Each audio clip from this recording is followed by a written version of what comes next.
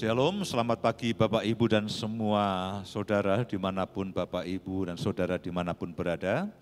Di seluruh Indonesia, bahkan mungkin di beberapa negara yang lainnya. Sekali lagi saya ucapkan selamat pagi, Shalom, saya percaya bahwa apapun yang terjadi dengan semua keadaan hari-hari ini, itu tidak membuat pekerjaan Tuhan itu terhambat.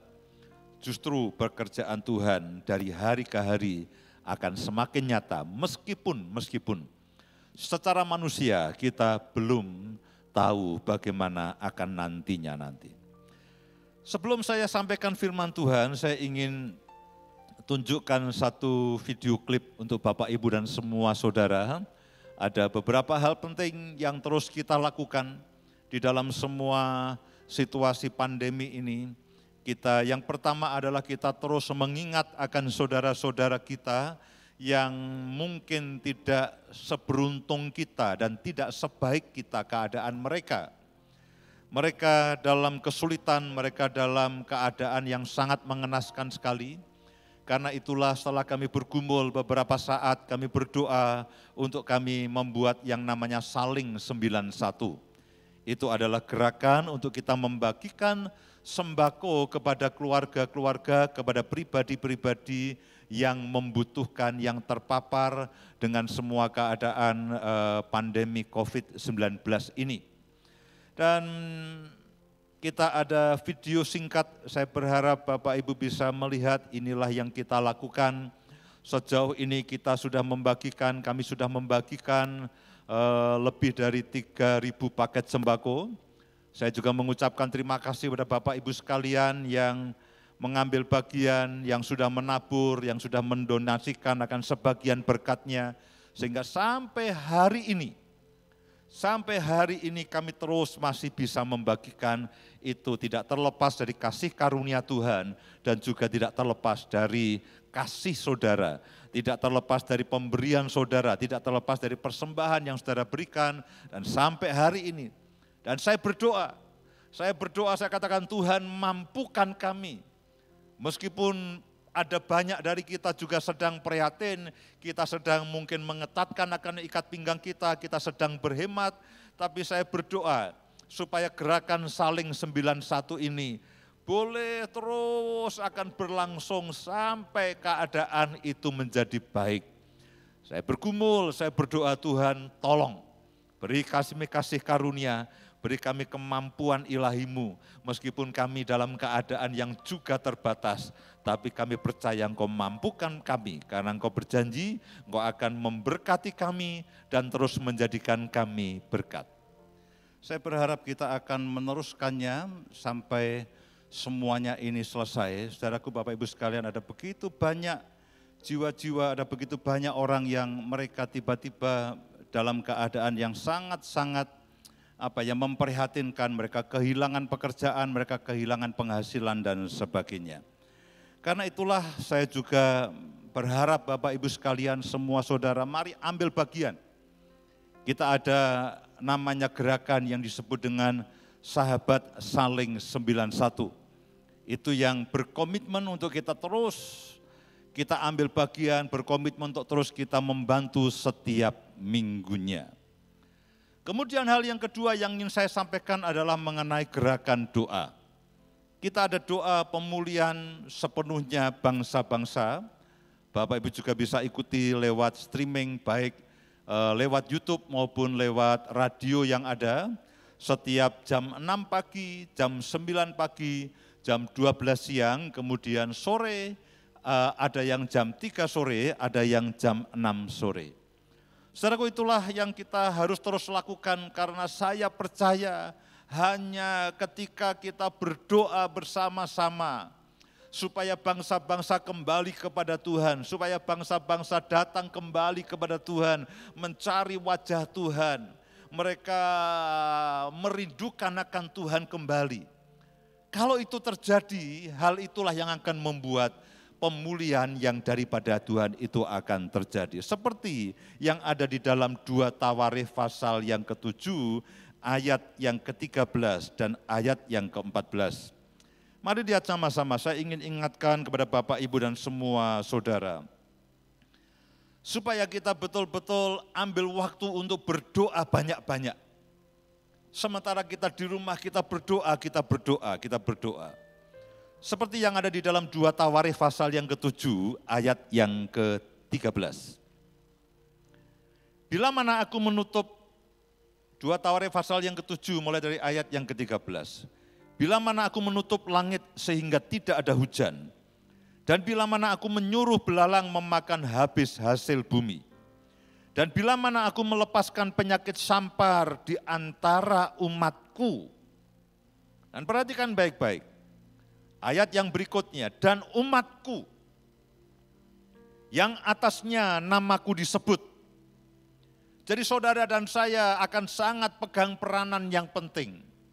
Dan umatku, Alkitab mengatakan, firman Tuhan mengatakan, dan umatku yang atasnya nama Tuhan disebut, merendahkan diri. Berdoa, mencari wajah Tuhan. Berbalik dari jalan-jalan yang jahat, maka aku Tuhan akan mendengar dari surga dan mengampuni dosa mereka, serta memulihkan negeri mereka. Sekarang mataku terbuka dan telingaku menaruh perhatian kepada doa dari tempat ini. Saudaraku, Bapak Ibu sekalian, kita berharap bahwa virus ini akan segera berakhir, pandemi ini akan segera berakhir. Sebagian mengatakan bulan Juni, bulan Juli, sebagian yang lainnya punya tanggal sendiri, punya perkiraan sendiri. Tentu kita semua berharap bahwa makin cepat akan makin bagus kalau pandemi ini segera berakhir. Kita berharap, Pak, ini kita pengen segera berakhir. Cuman ada satu keadaan yang menentukan. Bukan masalah bulannya itu akan berakhir. Tapi Alkitab katakan kalau bangsa-bangsa itu kembali kepada Tuhan. Bangsa-bangsa kita umat Tuhan mencari wajah Tuhan. Kita minta ampun atas semua dosa kita, kita berbalik dari jalan kita yang jahat. Kita merendahkan diri bersama-sama. Baru semuanya itu dikatakan Tuhan akan mengampuni dosa mereka dan akan memulihkan keadaan mereka. Jadi pemulihan itu ada di tangan Tuhan. Tentu kita berdoa, kita mendukung semua upaya, semua usaha, para dokter, para perawat, para bapak-bapak, para pejabat yang terus ada di gugus depan, gugus tugas untuk memberantas akan virus ini. Kita dukung mereka, kita doakan mereka. Kita taat kepada pemerintah dengan semua protokol kesehatan. Kita ikuti apa yang menjadi strategi pemerintah untuk memutuskan akan wabah ini. Tapi kalau kita baca akan Alkitab dan baca akan firman Tuhan, sebetulnya yang bisa menghentikan semuanya ini adalah Tuhan sendiri. Dan kapan itu akan berhenti? Kapan itu akan berhenti? Bukan pada tanggal, bukan pada jam, bukan pada waktu, bukan pada tahun. Semuanya itu akan berhenti ketika situasinya itu juga berubah. Alkitab mengatakan ketika umatku berdoa merendahkan diri, menyadari bahwa semua ini akan berakhir kalau Tuhan, kita datang kita minta belas kasihan Tuhan. Kalau bangsa-bangsa berbalik dari jalan mereka yang jahat, ada pertobatan, orang mengandalkan kembali akan Tuhan, orang merendahkan diri, orang mencari wajah Tuhan dengan takut dan getar. Kalau semuanya itu dilakukan, dan keadaan akan bangsa-bangsa itu berbalik kepada Tuhan.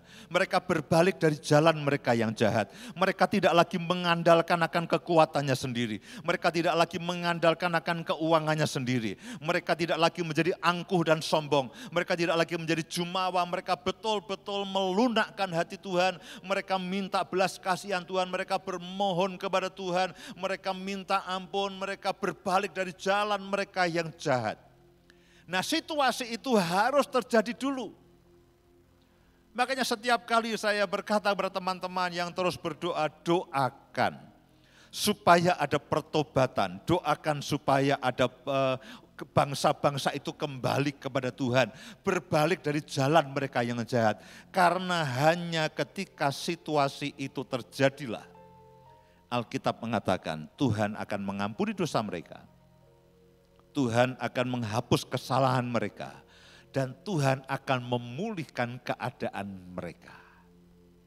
Sekali lagi, kita dukung pemerintah, kita dukung rumah sakit, kita dukung para dokter, kita dukung para perawat dan semua petugas medis yang ada.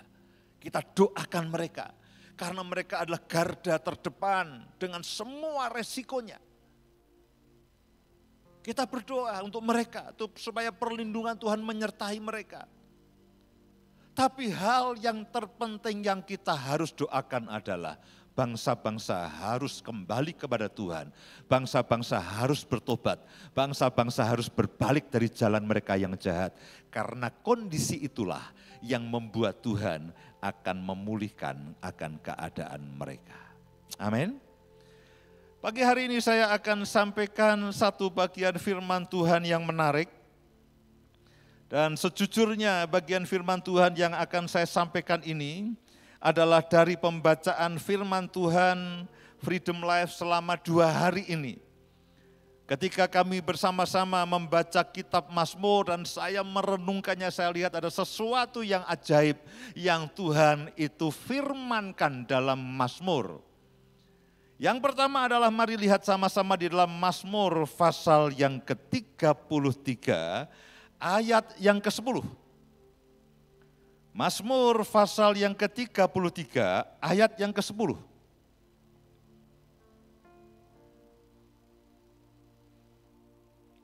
Ketika pagi hari tadi saya membaca akan pembacaan Freedom Life, yaitu program membaca Alkitab setahun habis. Dan ketika saya membaca Mazmur 33, saya katakan Tuhan, sebetulnya apapun yang terjadi pada hari-hari ini, itu semua sudah ada di dalam firman-Mu. Semua sudah ada di dalam Mazmur ini. Mari lihat sama-sama di dalam Mazmur pasal yang ke-33, ayat yang ke-10. Tuhan menggagalkan rencana bangsa-bangsa. Terjemahan lain mengatakan dengan satu hembusan nafas. Dengan satu hembusan nafas, dia dapat menggagalkan segala rencana bangsa-bangsa yang melawan dia. Tuhan menggagalkan rencana bangsa-bangsa. Dia meniadakan rancangan suku-suku bangsa. Dalam terjemahan lain dikatakan yang melawan akan Tuhan. Dan kalau kita baca ayat ini, itulah yang terjadi hari-hari ini. Tiba-tiba semua rencana, tiba-tiba semua planning yang dibuat oleh manusia, tiba-tiba berantakan semuanya. Dan kalau kita perhatikan begitu banyak yang sangat terhambat. Begitu banyak yang tiba-tiba mulai dari nol kembali. Semua seperti di-reset, di-restart ulang oleh Tuhan. Semua kembali kepada titik nol. Semua bahkan kembali, bahkan beberapa orang sampai kepada titik yang minus. Saya mendengar begitu banyak, puji Tuhan. Kalau bisnis atau pekerjaan atau pelayanan Bapak Ibu sekalian masih berjalan, itu puji Tuhan. Tapi saya juga banyak sekali mendengar bagaimana tiba-tiba orang kehilangan pekerjaannya. Bagaimana orang-orang bisa tidak bisa makan, orang-orang tiba-tiba menjadi tidak bisa membayar listrik dan sebagainya. Lalu saya mendengar beberapa teman tiba-tiba di PHK. Sudah kerja bertahun-tahun, 5, 6, 10 tahun. Sejak perusahaan mulai kecil, mulai berkembang, dimulai dia sudah ada. Tapi ketika semua menjadi berkembang, sudah maju, tiba-tiba ketika ada wabah ini. Dalam waktu 1-2 minggu tiba-tiba di PHK. Dan dia harus memulai dari nol. Biasanya dia punya penghasilan tetap. Sekarang dia harus merintis sesuatu yang baru, mulai dari nol. Kita lihat negara-negara yang maju, yang seakan-akan pada waktu-waktu sebelumnya mereka adalah negara adidaya, mereka adalah negara adikuasa yang mereka dengan bangga mereka mengatakan kami tidak terkalahkan, lihat uang kami demikian banyak, lihat teknologi kami demikian maju. Tapi tiba-tiba hanya dalam hitungan minggu, dalam hitungan bulan, semuanya menjadi berantakan. Ada begitu banyak yang tiba-tiba berhenti. Dan ada begitu banyak yang tiba-tiba mulai dari nol kembali. Tapi Alkitab sudah mencatat ribuan tahun yang lalu. Bahwa Tuhan itu punya kemampuan untuk menggagalkan dengan satu hembusan nafas. Rencana dari bangsa-bangsa yang menentang akan Dia.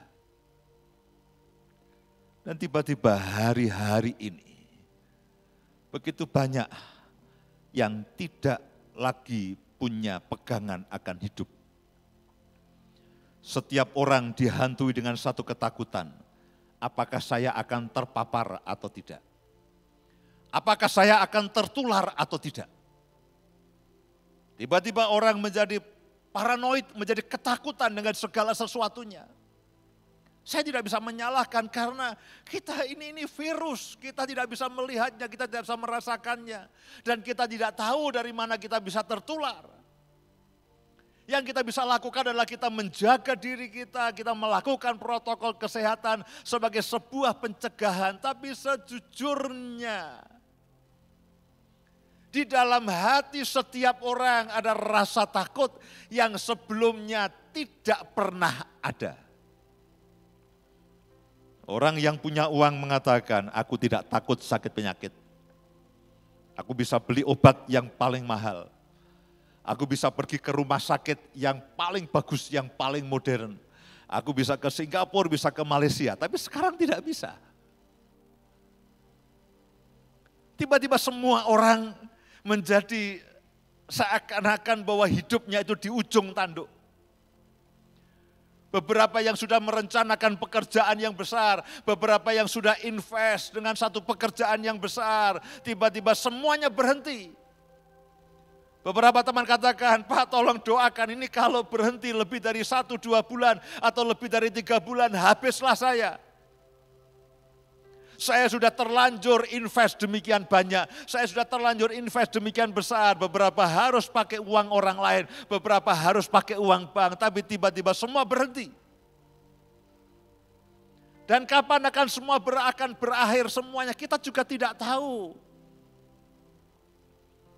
Sebagian katakan puncaknya akan Juni dan Juli, setelah itu terkendali. Puji Tuhan, saya berharap semua akan berlangsung dengan cepat.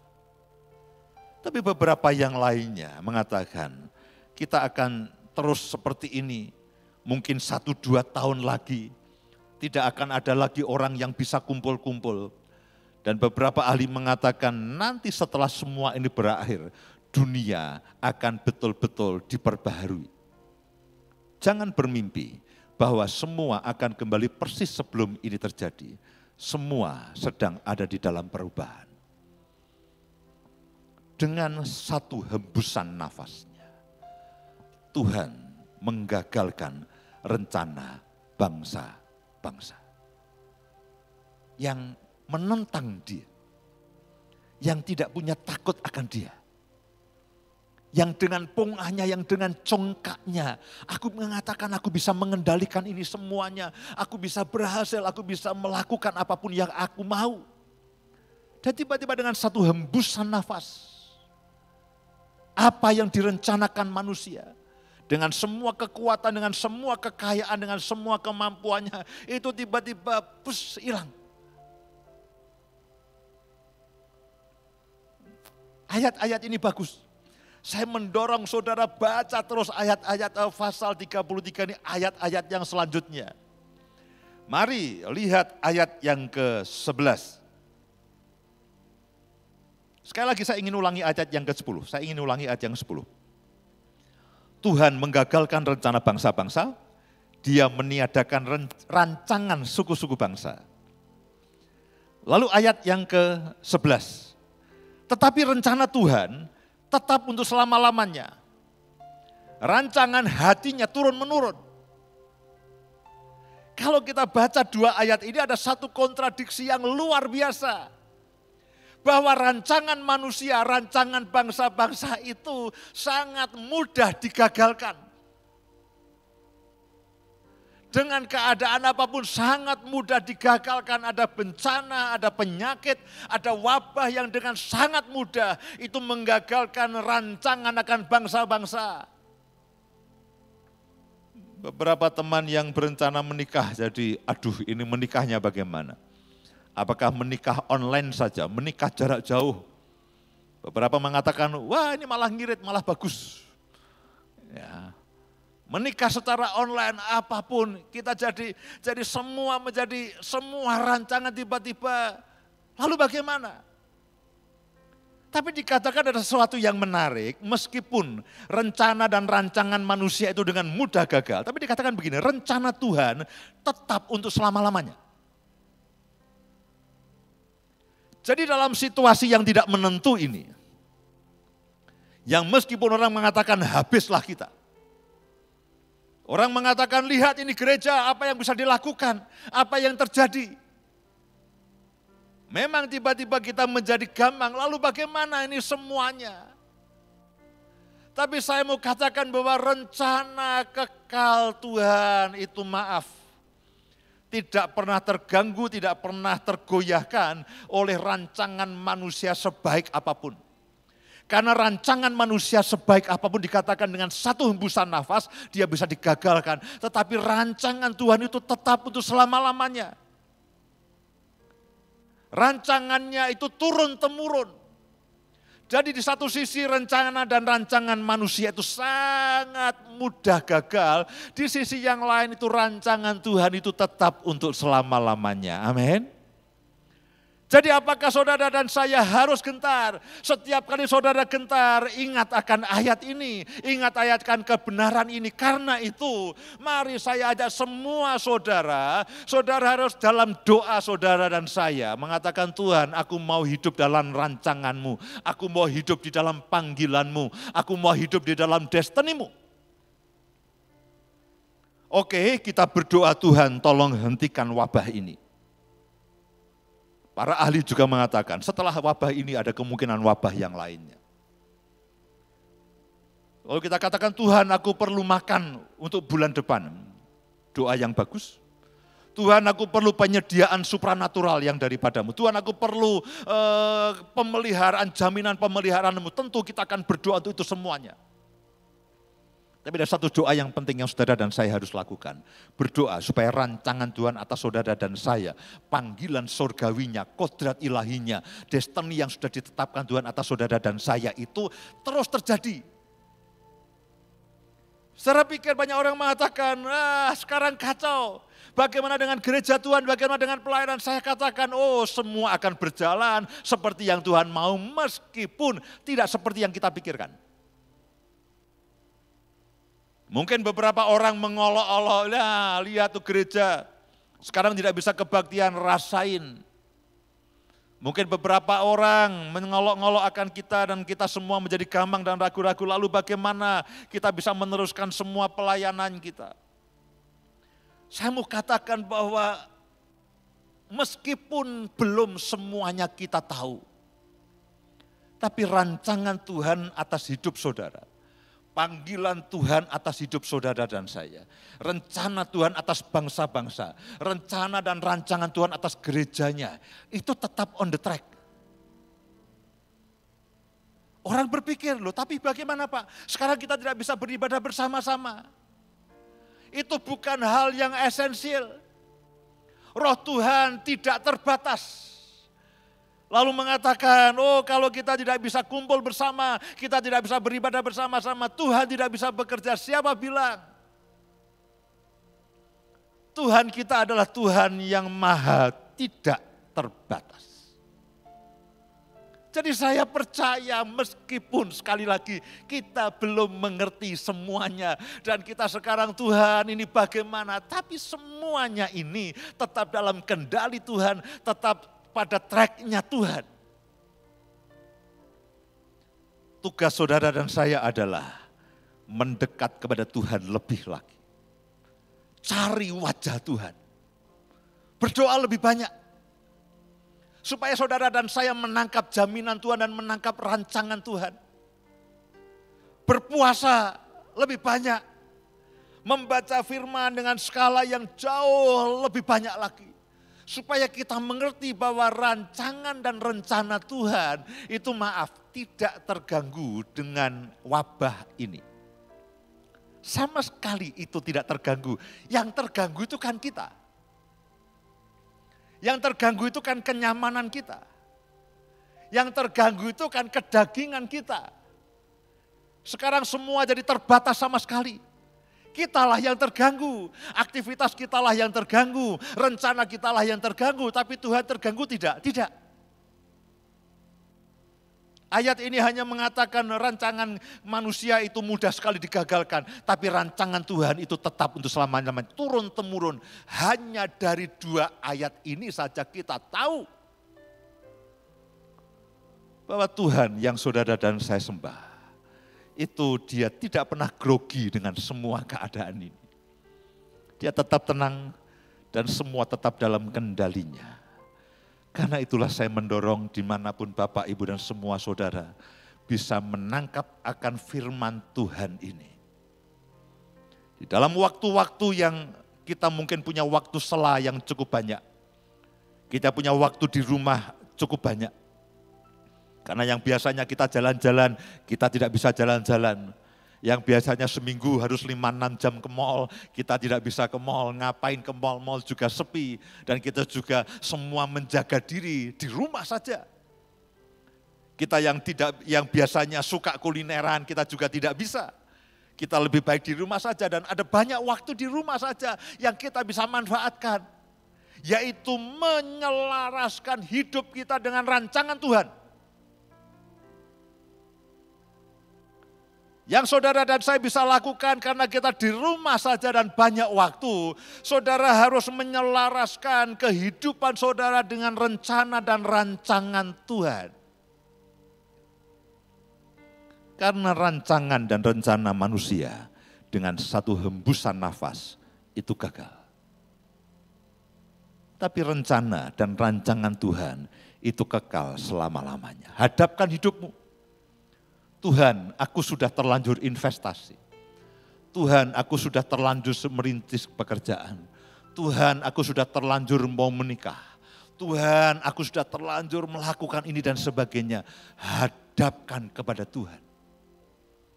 Dan alih-alih saudara menggerutu dan saudara memaksa Tuhan untuk merestui apa yang saudara inginkan. Dan alih-alih saudara memaksa Tuhan supaya saudara Tuhan mengabulkan apa yang saudara inginkan. Saya mau katakan jauh lebih baik selaraskan hidupmu dengan rencana Tuhan. Hadapkan semua keadaan dan katakan Tuhan, lalu bagaimana? Apa yang harus saya lakukan, apa yang harus saya kerjakan, itu jauh lebih baik. Dibandingkan memaksa Tuhan, Tuhan tolong amankan rancanganku, amankan rencanaku, amankan yang menjadi planningku. Bagaimanapun juga planning dan rencana dan rancangan saudara dan saya itu mudah sekali gagal. Tapi rencana dan rancangan Tuhan itu turun-temurun, tidak pernah gagal.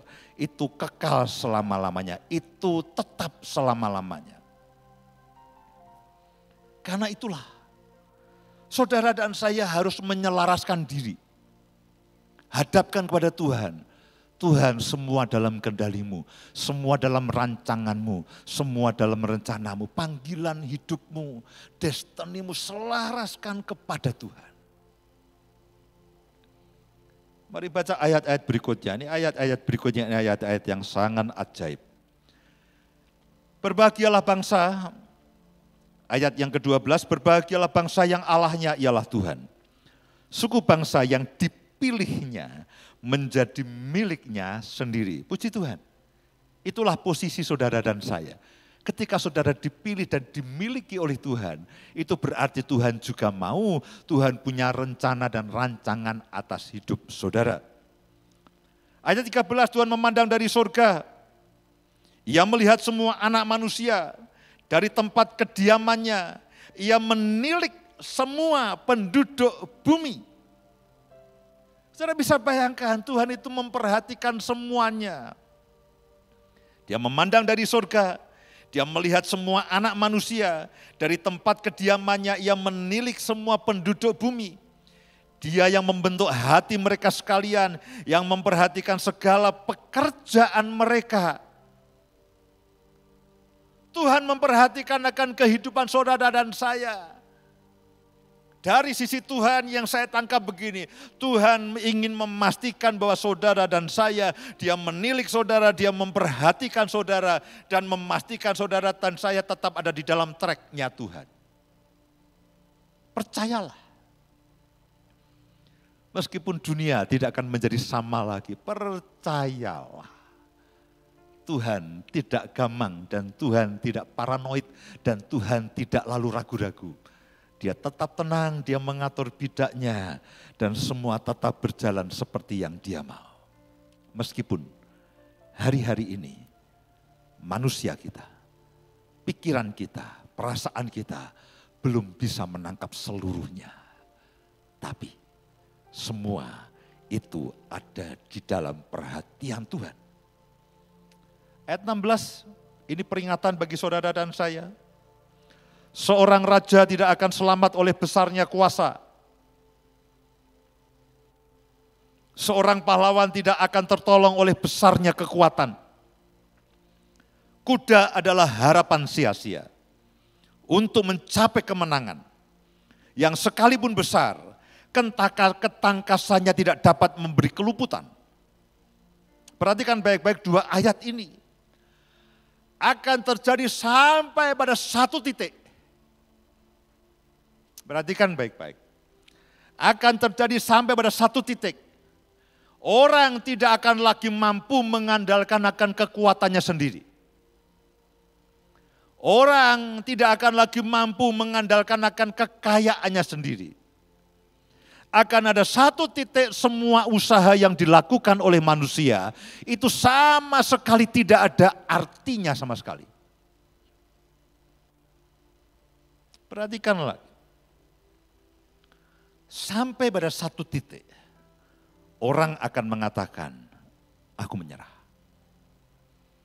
Ternyata kekuatanku, ternyata kekayaanku, ternyata posisiku, ternyata semua kepandaianku, itu sama sekali tidak ada artinya dengan keadaan ini.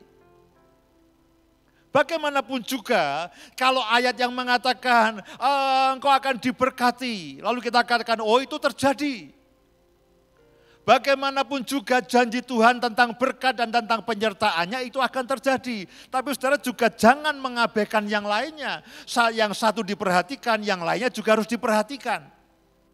Bahwa akan ada satu keadaan yang mengatakan seorang raja tidak akan selamat oleh besarnya kuasa. Dan seorang pahlawan tidak akan tertolong oleh besarnya kekuatan. Kuda adalah harapan sia-sia untuk mencapai kemenangan. Yang sekalipun besar ketangkasannya tidak dapat memberi keluputan.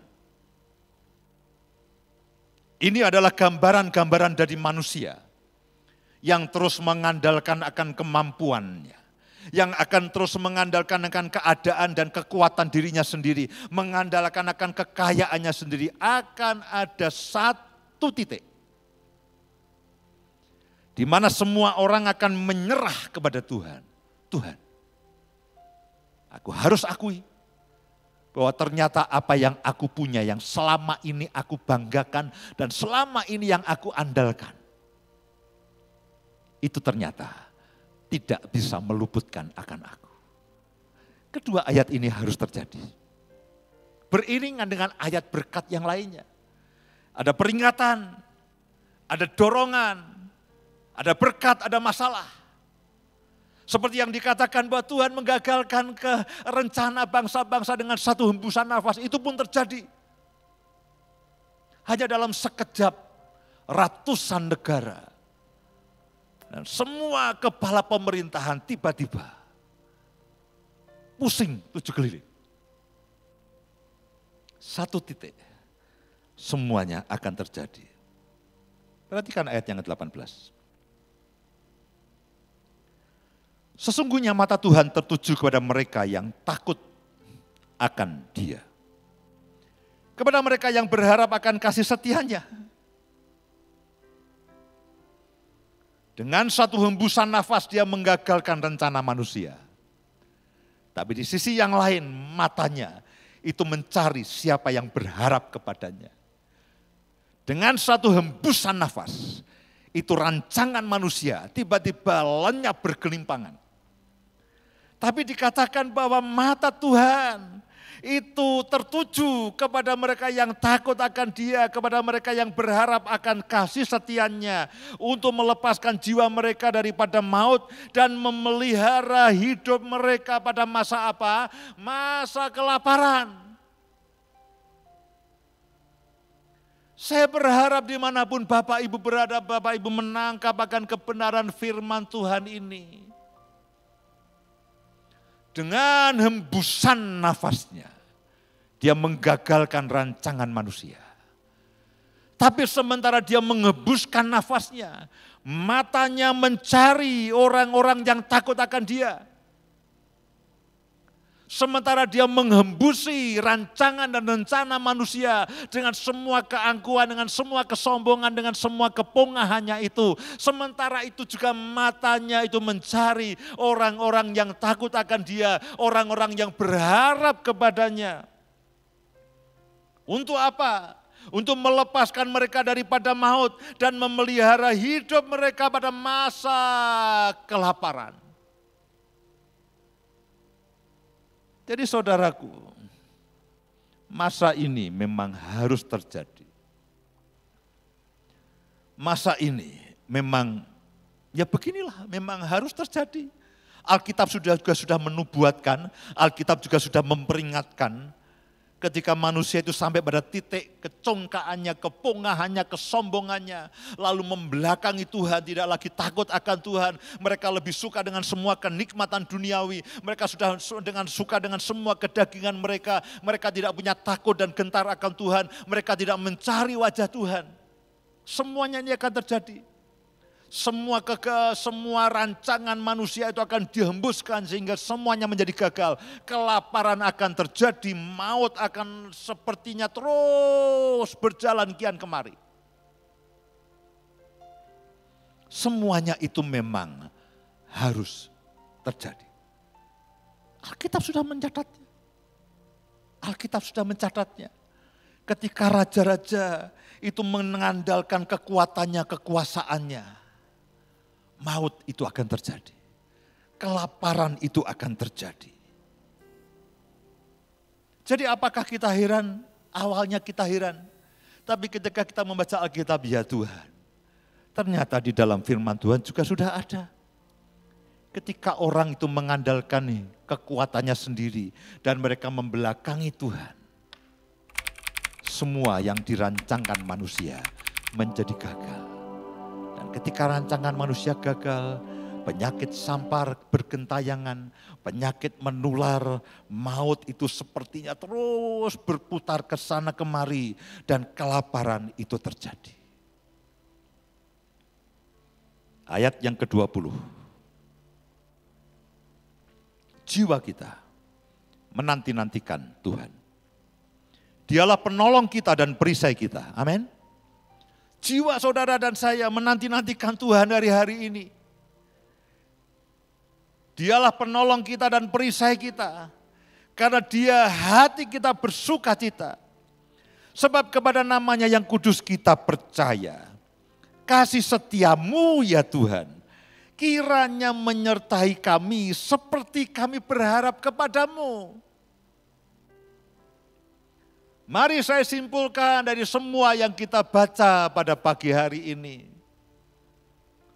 Raja-raja mengandalkan akan kekuatan dan kekuasaannya. Para pahlawan mereka mengandalkan keterampilannya, mereka mengandalkan keperkasaannya. Itulah keadaan manusia pada akhir zaman, mereka mengingkari akan Tuhan.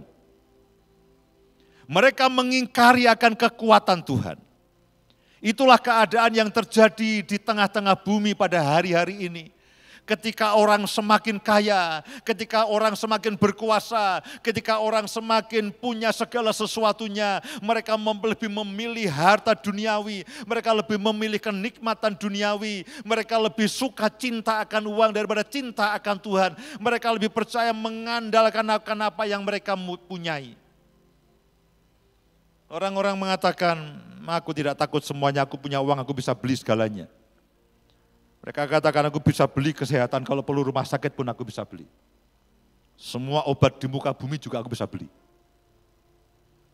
Ketika raja-raja itu mengandalkan, ketika manusia mengandalkan kekuatannya sendiri dan mengingkari akan Tuhan dan membelakangi akan Tuhan, itulah yang akan terjadi.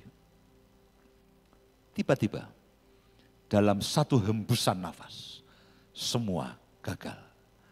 Tiba-tiba maut dengan mudah itu bergentayangan. Tiba-tiba kelaparan di depan mata. Tiba-tiba ketidakpastian itu seperti menjadi sesuatu yang pasti tiap hari. Apa yang sekarang pasti dalam setiap hari? Ketidakpastian itu. Itulah yang pasti tiap hari. Tapi itulah yang terjadi ketika manusia itu mengingkari Tuhan. Tapi di sisi yang lain, puji Tuhan.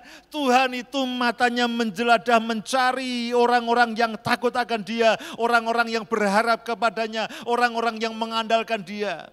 Sementara dengan satu hembusan, Dia memporak-porandakan kesombongan dengan keangkuhan manusia. Di sisi yang lain matanya menelisik, meneliti setiap umat manusia. Siapa yang mencari wajahku, siapa yang takut akan engkau, siapa yang berharap kepadaku. Dan karena itu Alkitab mengatakan, hai jiwa kita menanti-nantikan Tuhan. Dialah penolong kita dan perisai kita. Karena Dia hati kita bersuka cita. Sebab kepada namanya yang kudus kita percaya. Kasih setiamu ya Tuhan, kiranya menyertai kami seperti kami berharap kepadamu. Kasih setia Tuhan bagaimanapun juga tidak pernah meninggalkan saudara dan saya. Seperti apa kita berharap kepada Tuhan. Ada satu ayat terakhir yang saya ingin bacakan untuk saudara dan saya. Itu ada di dalam Mazmur pasal yang ke-32. Ayat yang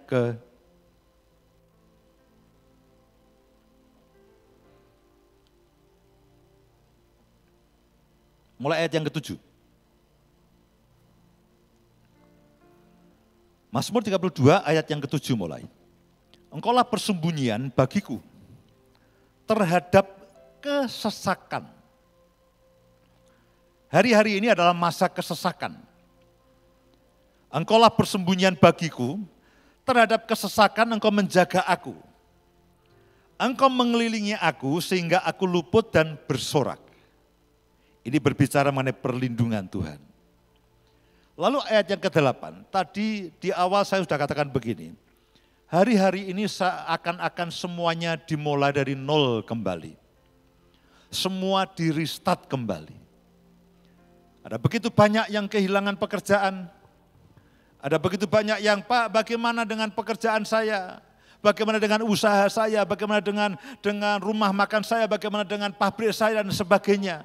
Orang jadi tidak tahu lagi bagaimana lalu memulai kehidupannya lagi. Tapi ketika saya membaca di dalam ayat yang ke-8 ini ajaib saudaraku.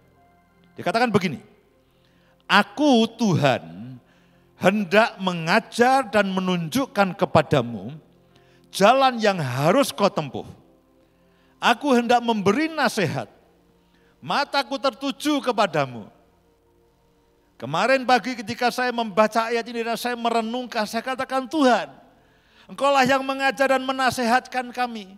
Bagaimana kami melanjutkan akan kehidupan kami. Dan ketika saya terus renungkan, saya terus selidiki, lalu saya baca di dalam versi firman Allah yang hidup. Nah itu menarik sekali. Saya berharap ini bisa menjadi bekal bagi saudara untuk bagaimana saudara akan menjalin kehidupan di masa yang akan datang. Sementara semuanya sudah kebingungan, tidak tahu apa yang harus dilakukan, dan tidak tahu kapan semuanya ini berhenti. Tapi perhatikan baik-baik. Saya akan bacakan di dalam versi firman Allah yang hidup. Tuhan berkata, aku Tuhan akan mengajar engkau. Jadi Tuhan akan mengajari kita. Tuhan akan membimbing kita. Seperti seorang guru mengajari akan muridnya. Tuhan berkata, aku akan mengajari engkau dan membimbing engkau sepanjang jalan yang baik bagi hidupmu. Kadang-kadang terjemahan yang lain itu menolong, memberi sisi yang berbeda, memberi pemahaman yang lebih utuh lagi. Dikatakan, aku akan mengajar engkau seperti guru mengajari muridnya. Kemudian membimbing engkau sepanjang jalan yang paling baik bagi hidupmu. Kalau saudara berpikir pekerjaanku kemarin baik, Tuhan katakan, nak, masih ada yang paling baik untuk engkau. Kalau saudara berpikir penghasilanku kemarin sudah lumayan, Pak, Tuhan katakan ada yang lebih baik dari lumayan. Kemarin saya pekerjaan sudah mapan, usaha saya sudah berjalan. Sudah mulai menghasilkan, saya sudah rintis selama beberapa minggu, beberapa bulan. Tuhan katakan tenang saja, ada usaha yang paling baik bagimu. Nah itulah yang Tuhan sediakan. Jadi saya berharap janganlah takut, janganlah gelisah karena Tuhan akan mengajar kepadamu, lalu membimbing, mengarahkan engkau saudara dan saya sepanjang jalan yang paling baik bagi hidupmu. Dan belum berhenti Tuhan, katakan begini, aku akan menasehati engkau. Sementara kita akan merintis semuanya yang baru, dikatakan Tuhan, aku akan menasehati engkau. Dan bukan hanya menasehati, bagian yang terakhir itu yang luar biasa. Dan memperhatikan kemajuanmu. Dia akan mengajar, dia akan membimbing ke jalan yang paling baik bagi hidupmu, amin. Dia akan menasehati saudara dan saya, dan dia akan memperhatikan kemajuanmu. Artinya itu begini, Tuhan itu yakin saudara dan saya pasti akan maju. Kita yang ketakutan, aduh celaka aku sedang menurun, aku sedang berantakan, aku sedang bangkrut. Siapa bilang Tuhan sedang merencanakan kemajuanmu, Tuhan sedang merencanakan akan keberhasilanmu. Saya berharap firman ini akan memberikan perspektif dan cara pandang saudara dan saya terhadap keadaan seperti ini. Sekali lagi saya ingin simpulkan dengan perkataan-perkataan yang singkat. Rancangan manusia yang penuh dengan kesombongan dan keangkuhan, dengan satu hembusan nafas, itu dengan mudah digagalkan. Tapi sementara semuanya berantakan, karena keangkuhan dan kesombongan, dan karena manusia meninggalkan Tuhan, mereka lebih banyak berbuat dosa, mereka mengandalkan, mereka lebih mencintai dunia, dan mereka undur dari Tuhan dan membelakangi Tuhan. Tapi di sisi yang lain, Tuhan itu dengan matanya mencari orang-orang yang mengandalkan dan berharap kepada Dia. Dan jangan takut, kalau semua harus dimulai, maafkan. Kalau saudara kehilangan pekerjaan, jangan takut. Lihatlah Mazmur 32 ayat yang ke-8. Kalau toko saudara harus tutup, jangan takut. Kalau saudara harus di PHK, jangan takut. Kalau saudara pabrik saudara kesulitan, jangan takut. Kalau usaha saudara kembali ke titik nol, jangan takut. Ingatlah Mazmur 32 ayat yang ke-8. Kalau saudara bisa temukan di dalam versi firman Allah yang hidup, Dia akan mengajari engkau, Dia akan membimbing engkau, memberikan nasihat, membimbing engkau sepanjang jalan yang paling baik. Sekali lagi, yang paling baik di depan, itu yang Tuhan sediakan kepada saudara dan saya. Dia akan menasehati, setiap langkah Dia akan menasehati dan Dia akan memperhatikan setiap kemajuan kita. Amin. Demikian ibadah online Gereja Kristen Kemah Daud Yogyakarta. Jangan lupa untuk like, komen, share, dan subscribe channel kami. Sampai jumpa di ibadah online minggu depan. Tuhan Yesus memberkati.